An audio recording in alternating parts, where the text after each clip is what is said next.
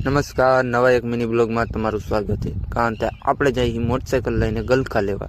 કારણ કે આપણે ગલકા લેવા જવાના છે, એટલે અમે મોટરસાઇકલ લઈને નીકળી ગયા. આ છે અમારી કાચી વાડીઓનો રસ્તો.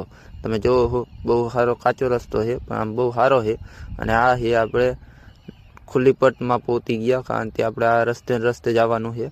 અને મોટરસાઇકલ લઈને નીકળી ગયા બે. અને હું ક્યાં ઠેઠ લેવા જવાનું છે તમને કહી દઉં. જો અમે ડાયડી દેખાય ને ત્યાં ઠેઠ આપણે જવાનું છે ગલકા લેવા. એટલે આપણે પહોંચી ગયા પછી ગલકા લેવા. આ હે ગલકા, તમે જોયો લાલ હાથલિયાના આ ગલકા છે. આને લઈ જવાના છે આપણે ઘણા પાડે. એટલે ભાઈબંધનો ફોન આવ્યો હતો કે મારા હાથને ગલકા લઈ આવી દેજે. એટલે હું ગલકા લેવા માટે આવ્યો હતો. અને ગલકા તો ઘણા લઈ દીધા. પછી શું મારી હારે થયું ને એ તમે વિડીયોને લાઈક કરીને ચેનલને સબસ્ક્રાઈબ કરી નાખો. અને મારી હારે થયું એવું તે આ ફાયું રહીને ગલકાની એ મને ચોટી ગઈ છે તકની.